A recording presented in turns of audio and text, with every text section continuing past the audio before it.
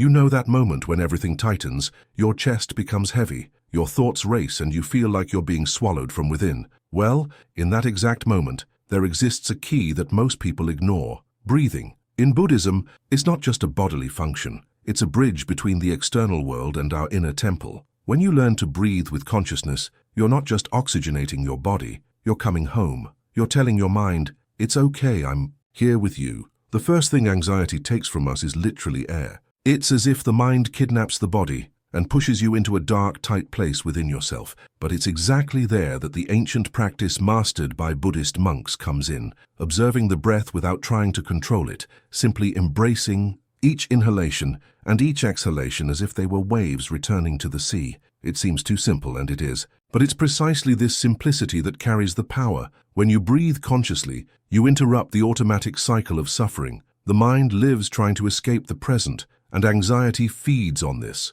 It grows on what if, and what if. It goes wrong, and what if I can't handle it? But breathing anchors you. It's not about the future or the past, it's about now, and in this now, pain can begin to dissolve.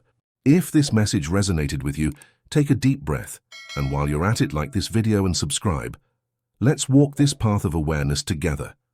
The four-corner breathing technique. A powerful technique is called four-corner breathing, used by monks in moments of tension. Inhale for 4 seconds, hold for 4 seconds, exhale for 4 seconds, hold again for 4 seconds. Repeat. This rhythm not only calms the nervous system, it invites the entire body to remember that it's alive, present, and safe. Do this for 2 minutes and feel the almost immediate effect of inner peace, like a silent balm. The most beautiful thing about all this is that you don't need any special place to practice, whether in traffic, before a meeting, in line at the market, or lying in bed trying to sleep. Breathing is there. It always has been, and now you know how to use it. This is mindfulness in its essence. It's Buddhism in real practice in daily life, without needing incense, temple, or robe, just presence. Gradually, the more you practice, the more you realize that anxiety isn't an indestructible monster. It's like a dark cloud that seems threatening, but dissolves when you traverse it calmly. Breathing doesn't solve everything, but it opens space for everything to be resolved with more clarity. It's a practice of personal development, spiritual growth, and reconnection with what sustains you from within. Creating conscious triggers. If you think you'll forget to apply this in the midst of chaos, here's a tip. Choose a consciousness trigger. It could be whenever you look at the sky, or when you hear a bird sing, or even when you feel your chest tighten. Use this as a subtle reminder. Breathe now. You'll be surprised how much your mind can be trained to find serenity where before there was only desperation. So next time anxiety tries to take over, remember, air is your ally. Breathe deeply, with presence, with purpose, because each breath is a chance to be reborn. And perhaps, just perhaps, the answer you've been searching for is already in the simple act of inhaling and releasing air.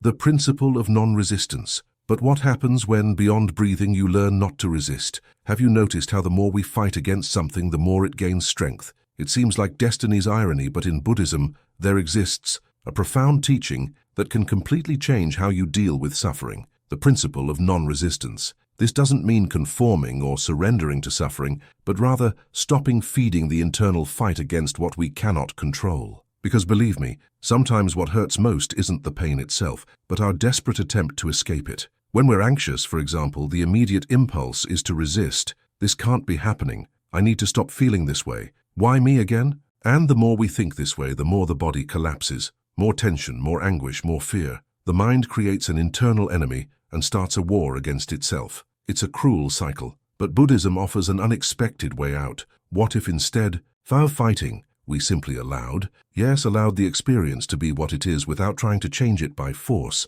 Non-resistance isn't passivity, it's wisdom. It's understanding that not everything needs to be controlled, resolved, or avoided the moment it happens. Sometimes it's just breathing and saying to yourself, it's okay to feel this now. When we embrace anxiety, for example, like embracing a frightened child, something magical begins to happen. Fear loses its size, the chest opens space, the mind stops running, and peace begins to enter through the door of acceptance.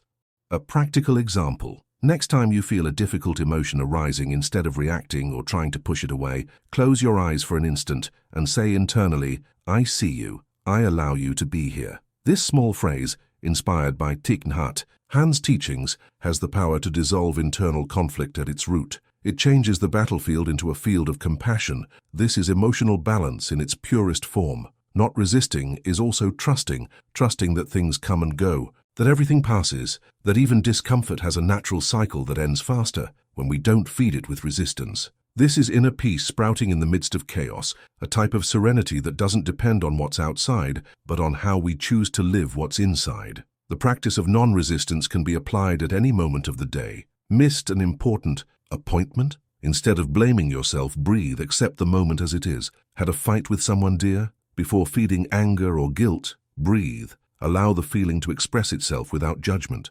Gradually, you'll realize this isn't weakness, it's strength. A silent strength that transforms everything around. But attention, non-resistance doesn't mean conforming to continuous suffering. It's actually the first step toward real personal transformation. By stopping fighting with life, you reconcile with it, and when this reconciliation happens, space emerges for something new to be born, a new response, a new attitude, a new perspective. This is personal growth, guided by Buddhism's wisdom, visualizing emptiness as a path to inner calm. Have you ever tried to empty your mind and ended up even more full of thoughts? This is more common than it seems. What many don't know is that in Buddhism, emptiness isn't absence. On the contrary, it's fullness, it's space, it's fertile silence. Visualizing emptiness in this context is like opening an internal window and allowing light to enter where before there was only agitation. And when this practice is done with mindfulness, the result is a type of calm that doesn't come from outside,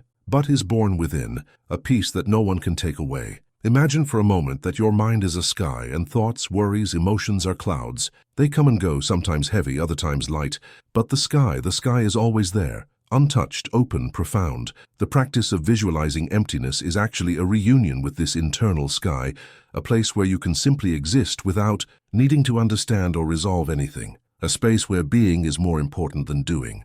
A powerful practice method. A powerful way to practice this is through guided or silent meditation focused on the image of emptiness. Close your eyes and imagine an infinite field without forms, without noise, just a serene vastness. Visualize yourself lying in this space without hurry, without obligations. Let this immensity dissolve thoughts like salt in water. Gradually you begin to realize that you are not your thoughts, you are the space between them. And in this space, everything calms down. It's in this emptiness that anxiety loses ground because it needs plot, tension, attachment, and emptiness offers none of this. It's the opposite of mental drama. It doesn't deny anything but also doesn't feed. It simply allows everything to settle. Therefore, when visualizing emptiness, you're not disconnecting from the world. You're connecting with the most stable part of yourself, the one that was always there but was forgotten in the noise of daily life. Many people say, "But I can't meditate. My mind doesn't stop."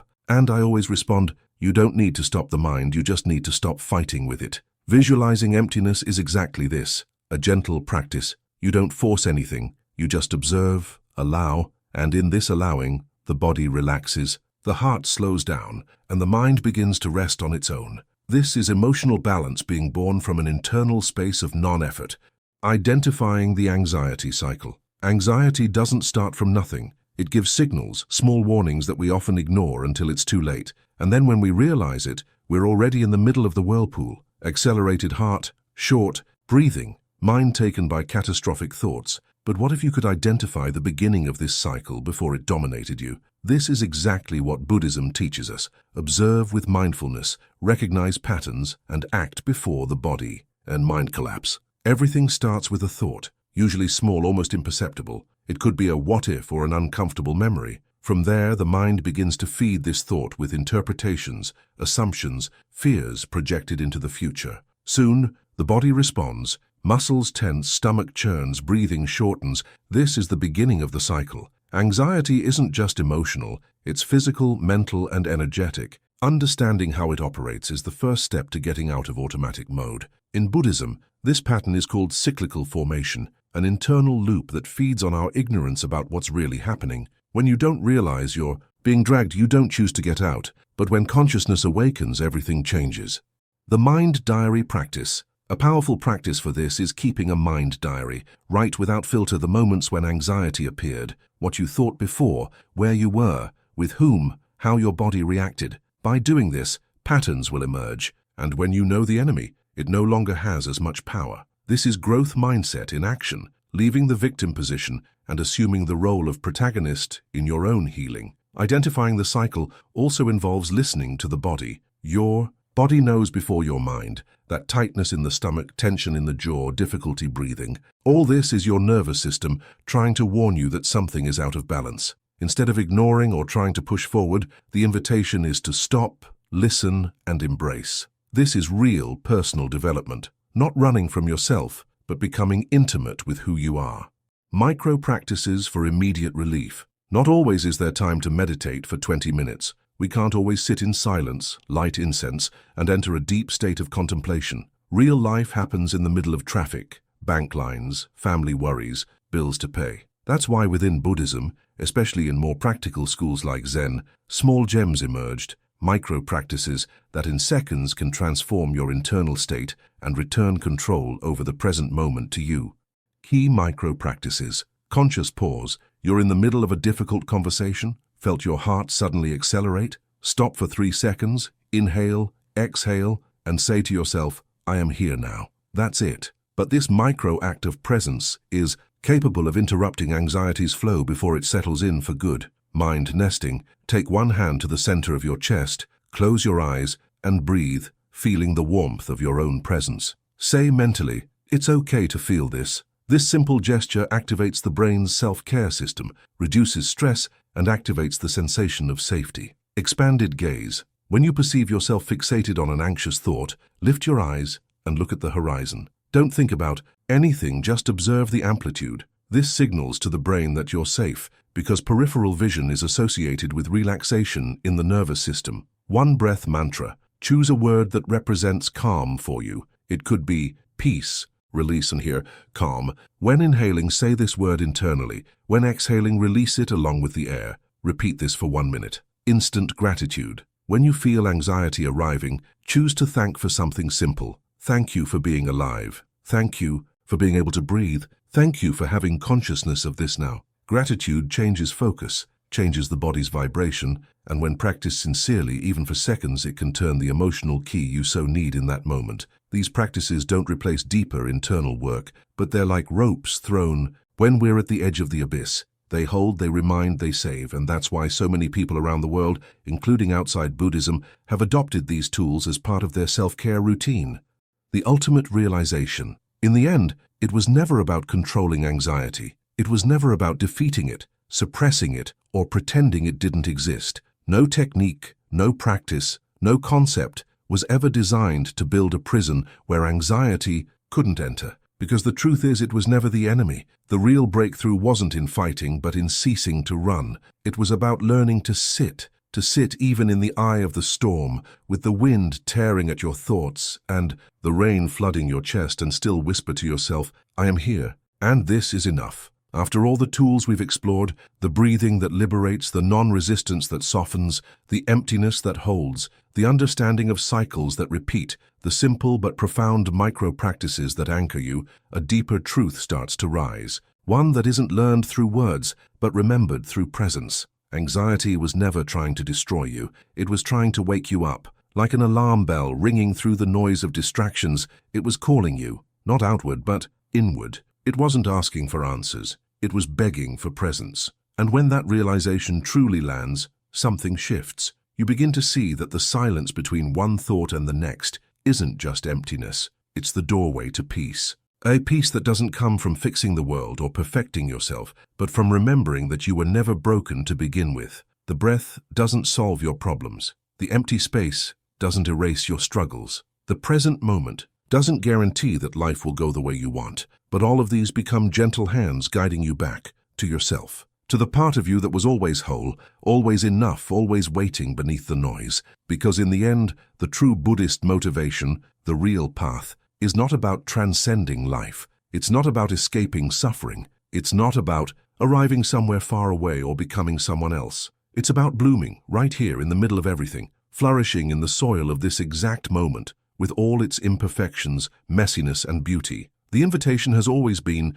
simple. Come home. Come home to your breath. Come home to your body. Come home to the space behind your thoughts. The transformation doesn't wait for some distant future, for better circumstances, or for you to become ready. It begins right here, with one breath, with one choice to pause, with one brave moment of presence. So let today not be just another day. Let it be the beginning. Start now. Start exactly where you are. And remember, you were always the peace you were searching for.